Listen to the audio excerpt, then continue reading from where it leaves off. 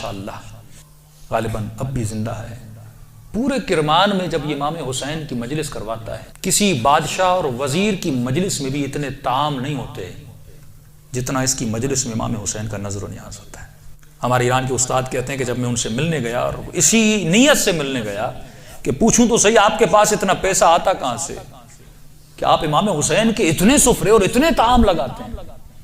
جب ملنے گیا تو کہا کہ ایک بوڑھا سا تھا 70 ایئرز کا، چہرے پہ عجیب نورانیت تھی، اور بیٹھا اور مجھے کہنے لگے کہ آج تک حسین کی میں نے جب بھی نیاز کیا میں نے جیب سے ایک پائی نہیں لگائی، مجھے نہیں پتا یہ کہاں سے آتا ہے، کون دے کر جاتا ہے، کہ پھر بھی یہ کیسے ہوا؟ میں نے آپ کے بارے میں بڑی چیزیں سنی۔ اس نے کہا کہ آج سے تقریباً 50 سال پہلے میرا کام تھا نجاری کا، جو لکڑیاں بناتے ہیں نا، لکڑی کا کام کرتا تھا، اور میری بڑی الفت تھی، محبت تھی امام حسین سے، میری زندگی عشق حسین کے محور میں گھومتی تھی۔ میں لکڑی کا کام تو کرتا تھا لیکن میں بڑی محنت کر کے لکڑی کے ممبر بناتا تھا حسین کے لیے، مسجدوں کے لیے ممبر بناتا تھا، تعزیہ بناتا تھا، تابوت بناتا تھا، علم بناتا تھا، جس بھی مسجد کا کام ہو سب سے پہلے وہ کرتا تھا۔ پورا سال میری یہ روش تھی، مسجدوں میں ممبر دینا، تعزیہ دینا، حسین سے عشق تھا۔ اس کے ساتھ ساتھ تھوڑے تھوڑے ہاسپٹلز کے کام بھی کرتا تھا۔ ایک دن کام کرتے کرتے اچانک مجھے اپنی کڈنیز میں بہت تکلیف ہوئی، میں نے درد کو دیکھے اندیکھی کر دی، 2-3 ہفتے گزرے، تکلیف بڑھتی گئی، یہاں تک ایک دن اتنی تکلیف ہوئی میں بے ہوش ہو کے گر گیا۔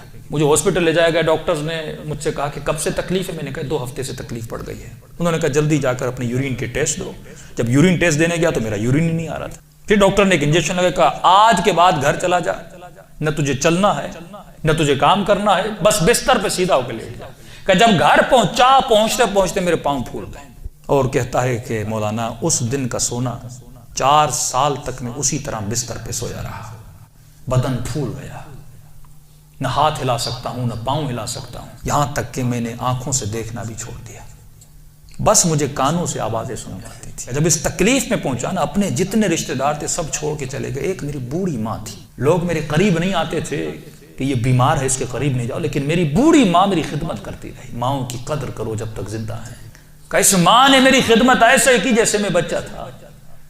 کہ ایک دن مجھے یہ ہو گئے ہاسپٹل آنا جانا، بدن بہت پھول گیا، کھال بالکل نرم ہو گئی، کہ ہاسپٹل لے جایا گیا۔ ڈاکٹر نے جب مجھے پلٹا تو میری پیٹھ پہ کیڑے پڑ چکے تھے کیونکہ بدن نرم ہو چکا تھا۔ میری ماں ڈاکٹر کو کہتی تھی بیٹے کو پانی پلاؤں، کہتا تھا نہیں، بس چمچ کو گیلا کر کے اس کی زبان پہ رکھو۔ کہا 4 سال میں نے وہ پیاس چکھی جس کو سوچ کے میں حسین پہ روتا تھا۔ شدت پیاس میں نے بس دل میں نے حسین حسین حسین کو، اپنے آقا کو، میں نے امید نہیں توڑی، حسن ظن تھا میرے آقا حسین پہ۔ کہ جب آخری دن ہاسپٹل میں گئے تو ڈاکٹرز نے میری ماں کو کہا بس یہ چند دن کا مہمان ہے، اسے گھر لے جاؤ۔ کہ یہ میں نے آواز سنی اور سنی تو میں رو پڑا۔ میں نے کہا امام حسین 4 سال سے آپ سے امید لگا کر بیٹھا، مولا کیا آپ کا عاشق اسی طرح مر جائے گا؟ دنیا کیا کہے گی؟ حسین کے ممبر بناتا تھا اور حسین نے اسے شفا ہی نہیں دی۔ کہ میری ماں نے گھر کے سرداب میں لا کر مجھے سلا دیا۔ کہ وہ دن تھے محرم کے دن، پہلی محرم ہوئی، میری ماں نے جلدی جلدی گھر میں صفائی کرنا شروع کی اور نیچے آئی کہنے لگی میرے لال محرم شروع ہو گیا ہے، اب میں تجھے حسین کے حوالے کرتی ہوں، میں جاتی ہوں مجلس سننے۔ کہتا ماں یہ کہہ کر چلی گئی، اس سرداب میں سو رہا تھا، 4 محرم کی رات آئی، آج بھی اس کا گھر موجود ہے، سب کچھ ہے۔ 4 محرم کی رات آئی، میں نے دیکھا کھڑکی سے ایک پرندہ اندر آیا۔ کہتے تب تک کان کام کرتے تھے لیکن جیسے یہ پرندہ آیا میری آنکھوں نے دیکھنا شروع کیا۔ لیکن یہ عجیب کبوتر تھا جس کے 3 پر تھے، سفید تھا، سبز تھا اور لال پر تھا۔ میں نے زندگی میں ایسا کبوتر دنیا میں کہتا میں نے نہیں دیکھا، پنجے اس کے لال تھے۔ آیا اور آ کر میرے سرانے پہ بیٹھ گیا۔ بیٹھنے کے بعد اس نے کلام کرنا شروع کیا، میرے کانوں میں آواز دے کر کہا تجھے پیاس لگی ہے، کچھ کھاؤ گے، کچھ پیو گے؟ کہا 4 سال سے زبانوں پہ تالا لگا تھا پر اب یہ تالا کھل گیا۔ میں نے کہا مجھے بہت پیاس لگی ہے، اتنے سالوں سے پیاسا ہوں۔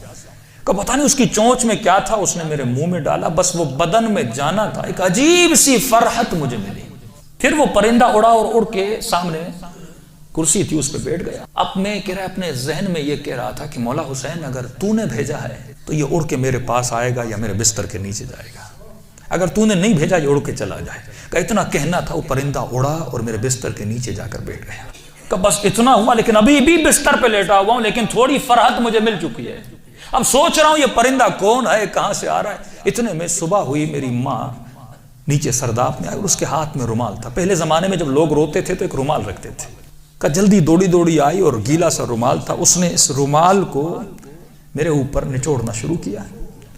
تو میں نے کہا کہ اماں یہ کیا ہے؟ کہا یہ حسین کے غم میں جو آنسو بہائے نا تیرے بدن پہ مل رہی ہو تاکہ خدا تجھے شفا دیتے. کہ یہ کہہ کر میری ماں چلی گئی. جیسے جا رہی تھی میں نے کہا اماں اگر زحمت نہ ہو، ایک کبوتر ہے اس بستر کے نیچے، اگر زحمت نہ ہو اس کے لیے تھوڑا دانا اور پانی رکھ لو. ماں نے کہا کبوتر کہاں سے؟ کہا بس رکھ لو. کہ ماں آئی اور اس نے نیچے دانا رکھا، پانی رکھا، چلی گئی. کہتے غالباً 10 محرم کا دن ہوا، عاشورہ کا دن ہوا. میں نے کہا مولا حسین آپ کی عاشورہ بھی آ گئی، اب بھی مجھے شفا نہیں دو گے؟ کہا رو ہی رہا تھا کہ اچانک میرے کمرے کا دروازہ کھلا اور میں نے ایک نورانی شخص کو اندر آتے ہوئے دیکھا. کہ تب بستر کے ساتھ جو کرسی تھی وہاں آ کر بیٹھ گئے. بس میں نے چہرہ دیکھ کے سمجھ گیا یہ میرا حسین ہے. کہتا مجھے نہیں پتا میں نے کیسے سمجھا، لیکن میں نے دیکھا، میں سمجھ گیا یہ میرا آقا حسین ہے. کہہ رہا جیسے میں نے امام حسین کو دیکھا، خود کہتے میں نے مولا کا یہ بازو پکڑ لیا اور بازو کو پکڑ کے میں نے حسین کو لپٹنے کی کوشش کی. کبھی بازو کا بوسہ لے رہا تھا، کبھی ہاتھوں کا بوسہ لے رہا تھا. کہتا جب میں نے ہاتھ دیکھے نا تو مولا کی انگلیاں کٹی ہوئی تھی. میں نے کہا میں قربان جاؤں میرے آقا، 4 سال سے انتظار، میری جان آپ پہ فدا مولا، اتنی دیر لگا دی اپنی زیارت کر. امام حسین نے اپنا ہاتھ میرے سر پہ پھیرنا شروع کیا.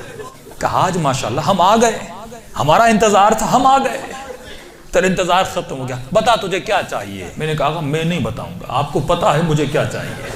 آپ میرے حال کو دیکھ رہے، میں زبان سے کچھ نہیں مانگوں گا، آپ کو پتا ہے کہ مجھے کیا چاہیے. اتنا کہنا تھا، حسین نے میرے وجود پہ ہاتھوں کو پھیرنا شروع کیا. میرے ہاتھوں کو پھیرا، میرے کاندھوں کو پھیرا، میرے جسم پہ ہاتھ لگائے.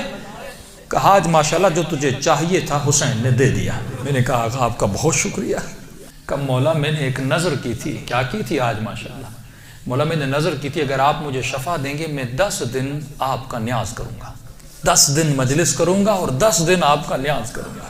امام حسین نے کہا آج ماشاءاللہ 10 دن اپنی طرف سے کرنا، 8 دن میری طرف سے کرنا. کہا مولا 8 دن کس چیز کے؟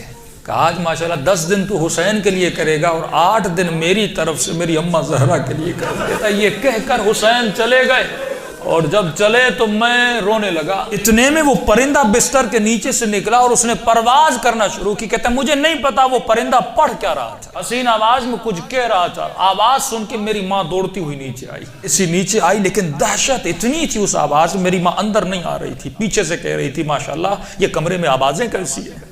میں رو کر کہہ رہا تھا اماں اندر آ جاؤ، حسین نے مجھے شفا دے دی. یہ بوڑھی ماں دوڑی دوڑی آئی، کبھی دائیں دوڑ رہی ہے کبھی بائیں دوڑ رہی ہے. کہاں ہے میرا آقا حسین؟ کہا میں بستر پہ بیٹھا تھا، وہ سوجن ہر چیز ختم ہو گئی. کہ یہاں تک وہ کبوتر پرواز کر کے چلا گیا. یہ بوڑھی کبھی کرسی کے بوسے لے رہی ہے، کبھی بیٹوں کے ہاتھوں کو چوم رہی. یہاں میرے حسین کے ہاتھ لگے تھے. روتی ہوئی جب صحن میں آیا ہمسایوں نے سمجھا یہ مر گیا ہے. دوڑے دوڑے آئے کہ ماں رو رہی ہے، شاید بیٹا مر گیا. لیکن جب پہنچے کیا دیکھا، اسے حسین نے زندگی عطا کر دی تھی. عزیزو جب یقین ہو نا، یقین نہ ٹوٹے، جب اہل بیت پہ بھروسہ ہو.